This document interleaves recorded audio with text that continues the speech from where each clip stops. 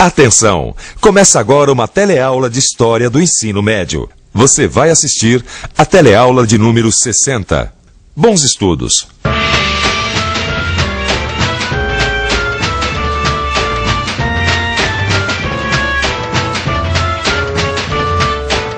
Getúlio Vargas. Bem, você já conhece Getúlio Vargas das nossas outras teleaulas, não é verdade? É que o Estado Novo, chefiado por Getúlio, foi um período longo na nossa história. Na teleaula passada, por exemplo, a gente viu como Getúlio Vargas organizou o regime do Estado Novo do ponto de vista da política, da sociedade e da cultura. Hoje, a gente vai mudar de ponto de vista.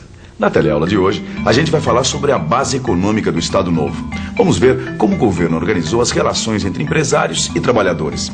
Além disso, vamos ver que o regime do Estado Novo foi contemporâneo às transformações que levaram o mundo à Segunda Guerra Mundial. E vamos estudar a participação do Brasil na guerra.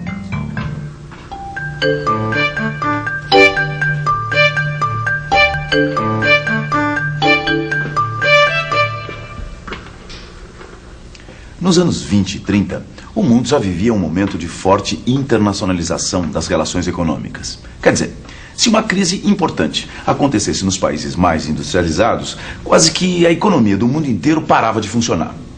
Bem, claro que estou exagerando um pouco, mas de certa forma foi isso que aconteceu com a crise de 1929, que a gente já estudou em outra teleaula. Depois que a Bolsa de Nova York teve uma queda sem precedentes em toda a sua história, diversas instituições financeiras foram à falência. Tanto nos Estados Unidos como na Europa, a produção industrial e agrícola caiu e a taxa de desemprego aumentou. Isso teve repercussões em todo o mundo, inclusive no Brasil. Os países industrializados tiveram que diminuir as importações de produtos primários e isso afetou o nosso principal produto de exportação, o café. Veja só, com os preços do café diminuindo no mercado exterior, o Brasil não conseguia divisas para equilibrar a sua balança de pagamentos. E a consequência disso é que o Brasil não podia importar os produtos industrializados que eram necessários para a economia do país. Começou aí o processo de substituição das importações. Quer dizer, o Brasil começava a produzir no próprio país o que antes ele comprava do exterior. O Brasil já tinha indústrias de bens de consumo, principalmente têxteis e de alimentos. O governo, então, resolveu utilizar a capacidade ociosa desse parque industrial. Isto é, aproveitar as instalações e o tempo que não eram ocupados para produzir o que não podia mais importar. Bem, quando o governo interfere na economia, temos a política de intervenção estatal. Veja agora como foi a reação dos empresários a essa política. Naquele prédio ali fica a Fiesp, que é a Federação das Indústrias do Estado de São Paulo. Na época do Estado Novo, o apoio de entidades como a Fiesp foi fundamental para o governo pôr em prática o seu plano de intervenção e direcionamento da produção industrial no Brasil. A Fiesp apoiava o controle estatal sobre a política econômica do país. Ela protegia as indústrias existentes e incentivava as novas iniciativas. Se as classes empresariais participavam diretamente da definição político-econômica do país, qual a posição das classes trabalhadoras? Afinal de contas, o governo precisava também deste apoio. Um dos recursos que o governo utilizou para atrair as classes trabalhadoras para o seu lado foi a ideologia do trabalhismo. Criar uma imagem positiva do trabalhador era uma meta importante do Estado Novo.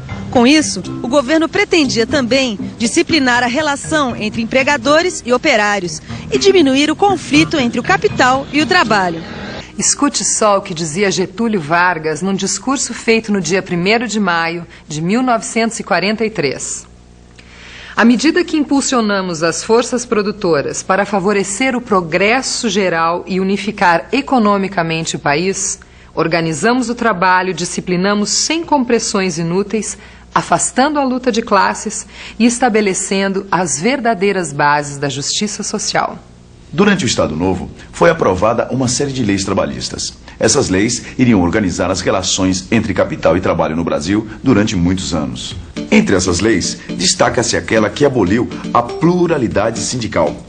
Quer dizer que o Estado só reconhecia a existência legal de um único sindicato por profissão. Foi instituído ainda o imposto sindical, que era obrigatório e descontado diretamente do salário dos trabalhadores. O dinheiro ia para o Ministério do Trabalho, que depois repassava para os sindicatos. Controlados pelo Estado, os sindicatos perderam sua força política e reivindicatória. Eles passaram a funcionar como associações recreativas e assistencialistas. A relação entre o trabalhador e o seu sindicato passou a ter o Estado como intermediário. Bom, Vicente, em outras palavras, essas leis serviram só para colocar os sindicatos na mão do governo. Não, e tem outra, viu? Esse imposto sindical deu uma falsa imagem de representatividade do sindicato, entendeu? Peraí, mas explica melhor isso. Explica melhor. O imposto sindical era obrigatório, Gil. Ele era descontado direto do salário. Então o que acontecia? Os sindicatos eles tinham sócios e dinheiro sem que o trabalhador precisasse realmente participar do sindicato. Então é por isso que tinha aquela história da pessoa ir no sindicato só para usar o dentista, o médico, o clube. Exatamente. Agora falar de salário que é bom nada. Aliás, por falar em salário, sabia que foi o Estado Novo que criou o salário mínimo? Olha aqui, ó. A primeira lei do salário mínimo é de 1940, Gil. Vem cá, e o que o salário mínimo daquela época podia comprar? Olha, pelo que eu sei, o salário mínimo devia dar conta do seguinte: das despesas de alimentação, vestuário, habitação, higiene e transporte do trabalhador. E tem mais, hein? A CLT, que é a Consolidação das Leis do Trabalho, também foi criada no Estado Novo. As leis trabalhistas instituídas durante esse período de intervenção estatal na economia, o que fizeram? Garantiram para o governo do Getúlio o controle do movimento sindical durante essa passagem de uma economia agroexportadora, quer dizer, que exportava produtos agrícolas, para uma economia urbana industrial, que estava centralizada nas cidades, nas indústrias, entendeu? Como a gente já sabe, um dos motivos da substituição de importações no Brasil foi a desaceleração da economia mundial. No entanto, depois de um período de crise internacional, os Estados Unidos, de um lado, e a Alemanha, do outro, começaram a disputar os mercados latino-americanos. Isso porque eles consideravam os países da América Latina excelentes fornecedores de matéria-prima e compradores de produtos manufaturados. Agora, Estados Unidos ou Alemanha? Essa era a questão. E como o Brasil estava querendo se industrializar, fez acordos comerciais com os dois países.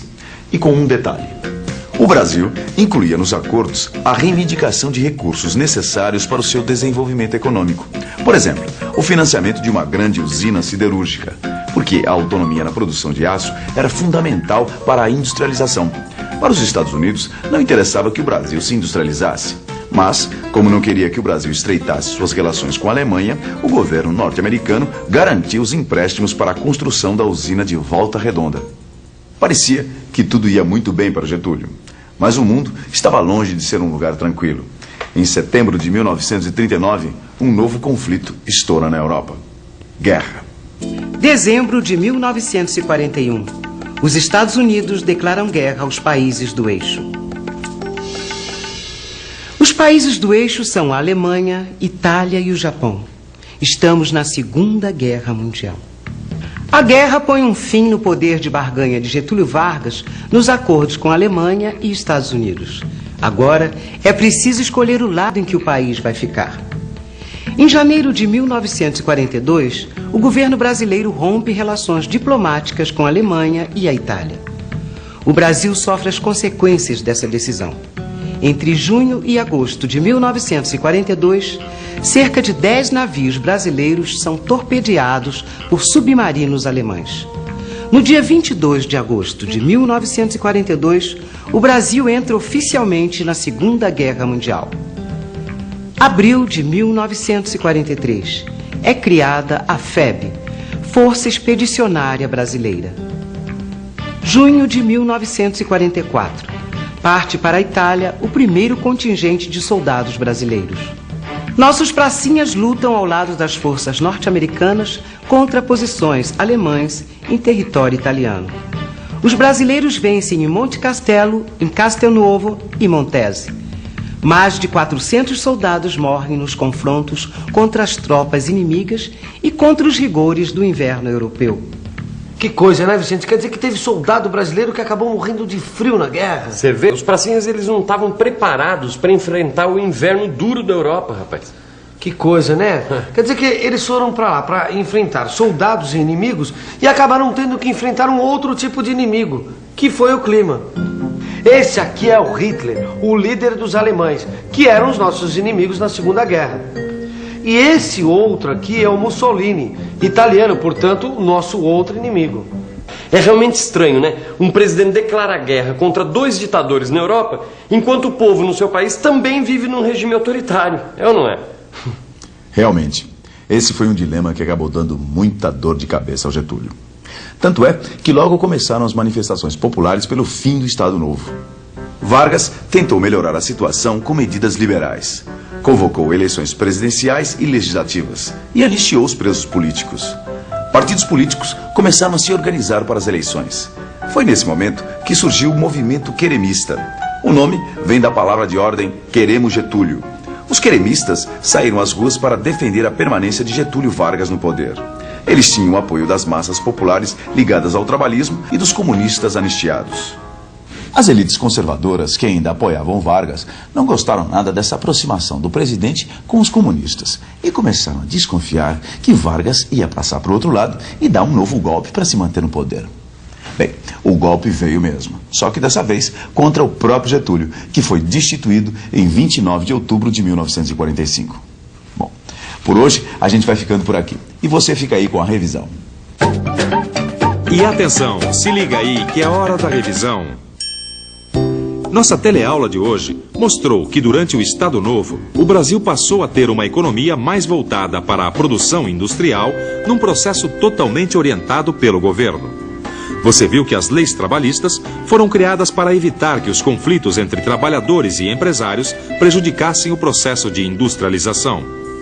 Você viu ainda como o Brasil se envolveu na Segunda Guerra Mundial e entendeu por que essa guerra ajudou a criar a situação que acabou depois, gerando o golpe que tirou o presidente Getúlio Vargas do poder. Bem, agora tudo mais é com você. Abra o seu livro de história, bons estudos e até a próxima teleaula.